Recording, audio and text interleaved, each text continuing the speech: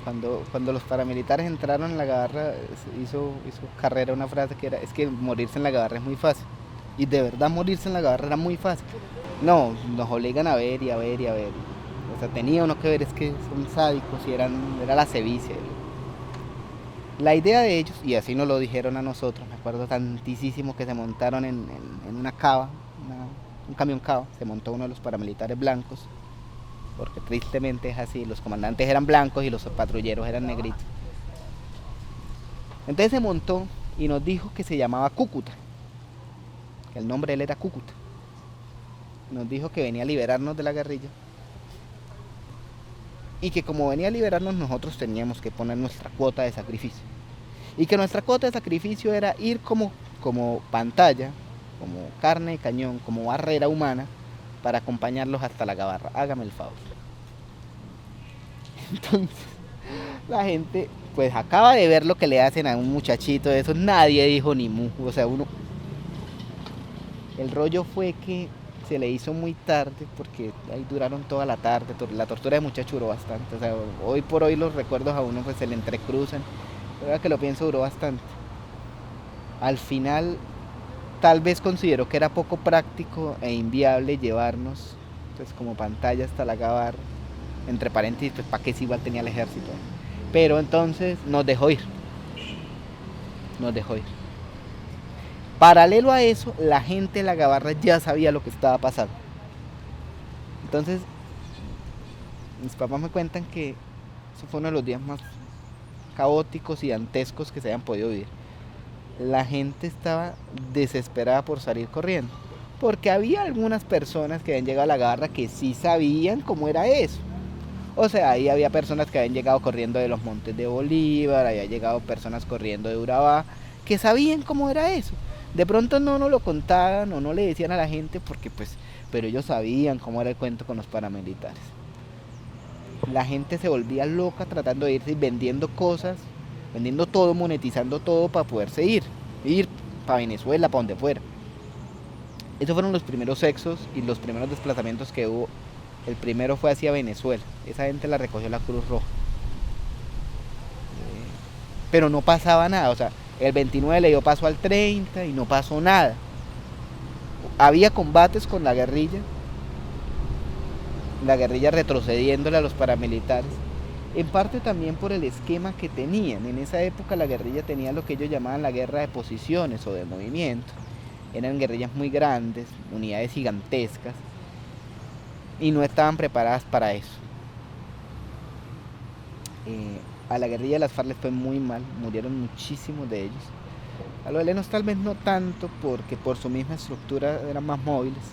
Pero el caso es que ellos no logran frenar el avance de los paramilitares. Ahí fallaron, pues militarmente hablando fallaron, les ganaron, esa pelea se la ganaron. Los combates fuertes en la Gabarra se dan por la vera del río y por la carretera. El que dominara la carretera y dominara el río, pues dominaba la Gabarra. Pero no pasaba nada, lo que te digo es, mayo le dio paso a junio y junio le dio paso a julio y no pasaba nada, o sea, uno esperaba que pasara pues algo, pues había muertos y por el camino se encontraban muertos pero no, pues uno decía, bueno, pues llegará otro a mandar. Y por el camino no habían pensado encontrarse los retenes de los paramilitares y eso, y era como una calma chicha, como una cosa, hasta que en julio fue la primera masacre de Tibú. Antes de la masacre de la Garra fue la masacre de Tibú. La masacre de Tibú fue relativamente pequeña en términos generales, aunque uno decir eso sería deshonrar a las víctimas. Pero es así, fueron solamente 7, 9 víctimas, o sea, una nimiedad comparada con lo que vendría después. Los mataron ahí en el barrio El Triunfo, en Tibú. El Triunfo, imagínense. Y ahí empieza como algo va a pasar, algo va a pasar. Eso fue en julio. Para julio ya los paramilitares estaban en un punto que llamaba Betas, que era cosa de media hora la Gabarra. Y las cosas seguían más o menos normales, que eso es lo que uno dice, carajo. O sea, sabían, de mayo a agosto, pues hay suficiente tiempo. Y el defensor del pueblo se los dijo y cayó. Y se los dijo los fiscales que cayeron luego en el Pompo Varón. Y cayeron y murieron y ellos lo dijeron y los periodistas lo dijeron y por eso... Y todos sabían que algo iba a pasar. Porque el mismo Carlos Castaño se lo dijo a Claudia Gurizati. Recuerde que en el programa La Noche él dijo, yo voy por la Gabarra. Todos sabían que algo iba a pasar. El ejército envía un batallón que tiene una historia de dolor y sangre, el batallón Los Guanes. No sé si lo haya escuchado oír antes. Los Guanes, coincidencialmente, siempre estaban donde estaban ellos. Masacre de los Montes de Bolívar, allá estuvieron los Guanes. Masacre no sé dónde, allá estuvieron los Guanes. Eso era como si fuera la avanzada prácticamente. El caso es que ese batallón llegó a la Gabarra y se ubicó donde había estado la base militar. Pero en la base, es decir, en lo que era el centro de la Gabarra, el pueblo como tal, pues no había policía. Ellos llegan más o menos por julio, después de la masacre de Tibú. En esa época había una corregidora, una muchacha, no voy a decirle el nombre, pero fue una de las personas que se portaron tan bien en esas jornadas. Hoy en día está exiliada en Canadá. Una verdadera heroína esa mujer. Ella era la única que de institucionalidad civil, porque ni siquiera profesores había. Profesores corrieron. Del campo el único profesor que se quedó fue el profesor Jorge Vázquez, un héroe para esa región, una persona que cree en la civilidad y que de verdad le ha apostado a la docencia como una forma de hacer paz. Y de los profesores del pueblo como tal se quedaron muy pocos, Josías, Cifreo, muy pocos. En parte porque todos lo tenían ahí en la Gabarra. Uno cuando nace la Gabarra tiene algo y es que te amarra.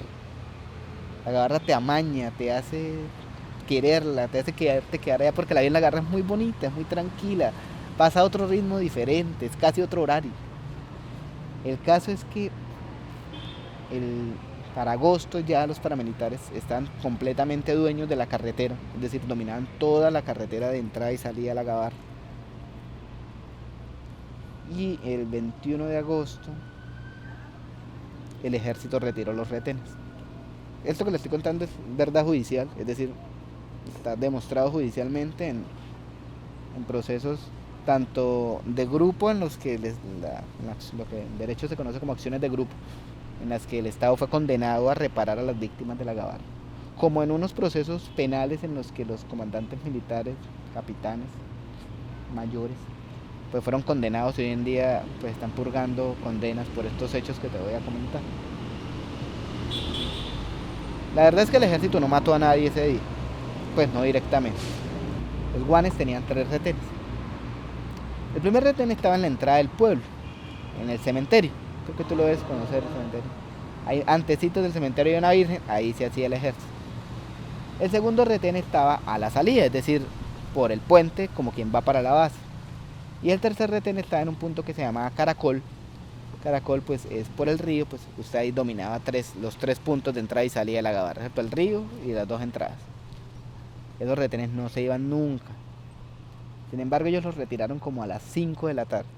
Se dieron pasar los soldaditos y no se dio pasar el relevo, es decir, se fueron.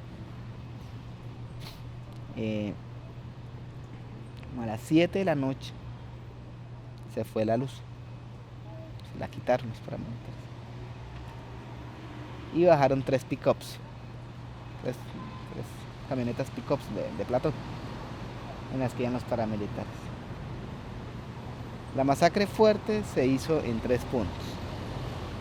El primer punto fue lo que se conoce en la Gabarra como los bares o el Sapo, que es la zona de tolerancia, donde estaban ubicados los prostíbulos.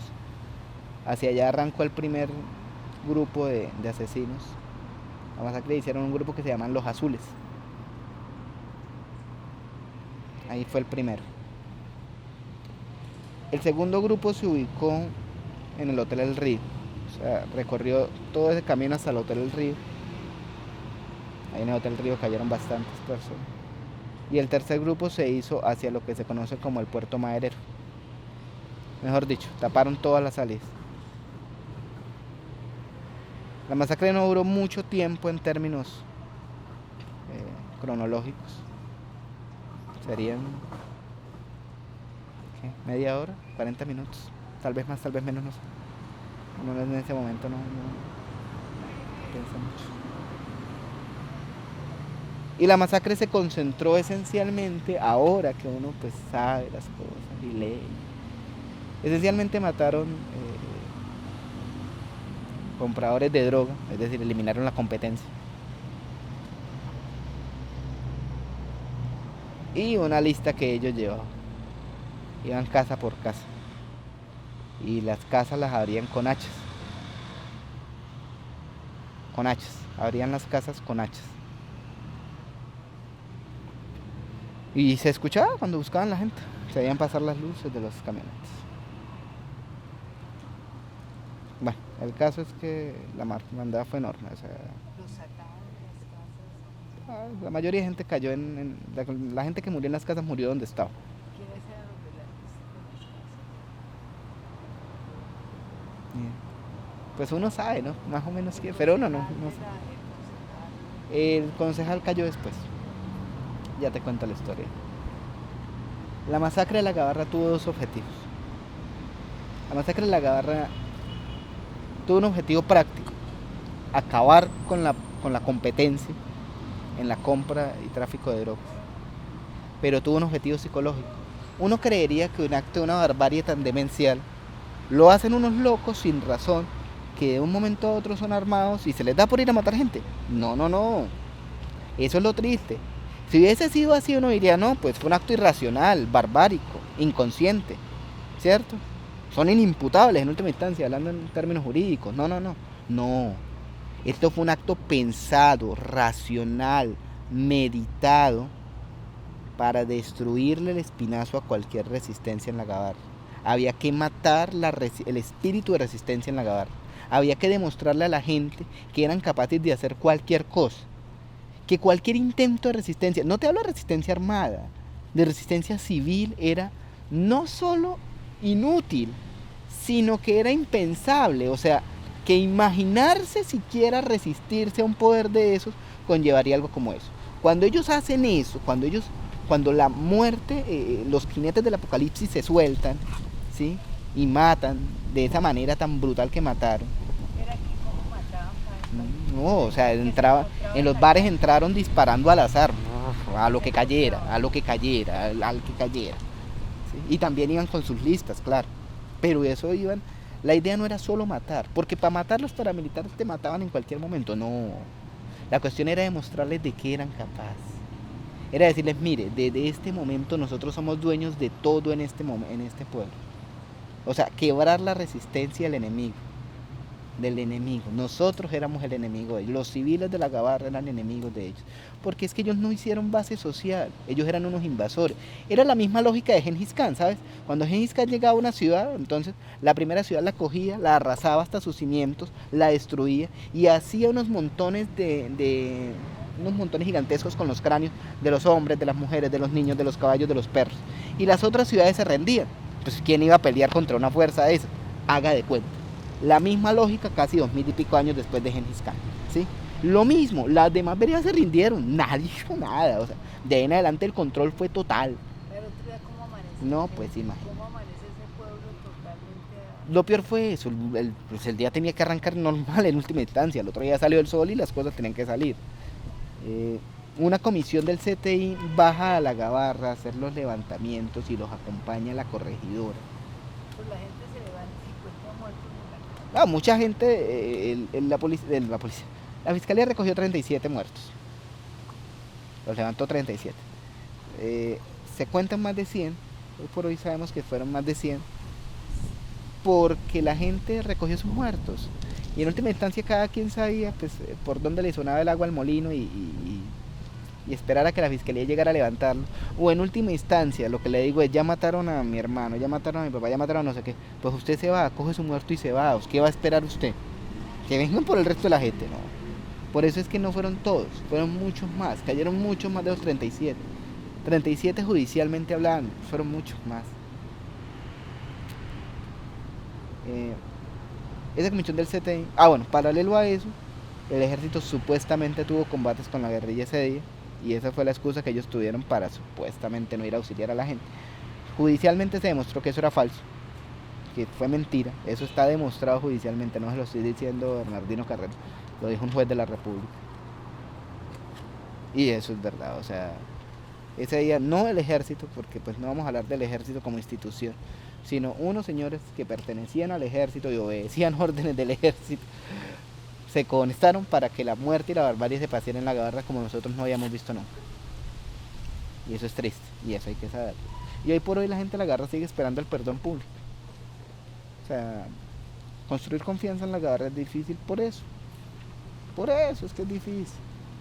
Yo creo que el ejército debería hacer un acto de perdón público. Primero, pues pedir perdón por haberse ido y segundo, por haber llegado en la forma en que llegar. No es solamente eso. El caso es que esta comisión del CTI hace los levantamientos y luego tenían planeado matar a la comisión. Eso se supo, la corregidora le informó al CTI y al final llegó un helicóptero a la Procuraduría. Ellos los retira el helicóptero a la Procuraduría. Entonces, pues, creo que todavía lo tiene la Procuraduría en el helicóptero y fue eso el que lo sacó, no el del ejército. La corregidora sí. Valiente esa mujer. Después de la masacre del 21 de agosto, pues se suceden otra serie de hechos igual de dolorosos, igual de graves, pero tristemente no tan conocidos, porque fueron en el campo, ¿sí ves? O sea, en medio de todo, pues el dolor de las víctimas de la Gabarra Casco Urbano, de pronto es más conocido que el de pronto los de la Pista, el Suspiro, las Lajas. A las Lajas le fue muy mal. Las Lajas tuvo la triste realidad de ser el límite hasta donde llegaban los paramilitares y donde llegaba la guerrilla. Entonces ninguno de los dos tenía control. Y cada vez que alguien llegaba a las Lajas hacía una masacre. Al final la gente se fue de ahí porque que se iban a quedar esperando. Después de que los paramilitares en el 99 toman el control del casco urbano, inician dos movimientos. Movimiento por la trocha, la carretera que va a dar hacia la cooperativa y eventualmente hasta la pista, y otro movimiento por el río hacia arriba para que, como quien va a salir al Tarro. O sea, la idea era controlar todo el territorio.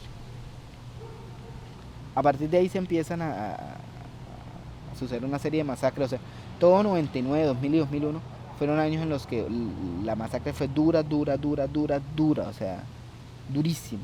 O sea, contarle a usted sería, aquí me echaría todo el día y toda la tarde y toda la noche y no le contaría ni la mitad. De pronto queda en la memoria muy fuerte la muerte de Bernabé Sánchez. Bernabé Sánchez era un concejal de la UP y él fue asesinado en la pista. Lo asesinan en la pista, pues por eso, por ser concejal. ¿De qué pasa ahí en el día a día en la Gabarra ya con estos Vale. mandando? No aparece ejército, no aparece No, nada. al día siguiente llegó la policía. O sea, después el 22 llegó la policía. Nada, la policía y el ejército, pues, en última instancia se dio esa situación en la que pues la población civil estaba sola, ¿no? Yo recuerdo que mis papás siempre tenían una maletica y ahí los papeles, la cédula, una linterna para salir corriendo en cualquier momento. Mucha gente no abandonó la Gabarra, mis papás entre esos. Nosotros nos vinimos a desplazar después. Nosotros nos desplazó la guerrilla, pero ya después en el 2009, cuando fueron los combates. Pero en esa época no, mucha gente no se fue de la Gabarra. Mucha gente se fue un éxodo masivo, tú te imaginarás. Pero mucha gente no se fue, o sea, por muchas cosas. Primero porque ¿para dónde iban a irse? Y segundo porque todo lo tenían en la Gabarra y si ya habían aguantado tanto, pues, o sea, solamente podía mejorar. Y no fue así, empeoró. Y peor, mucho peor.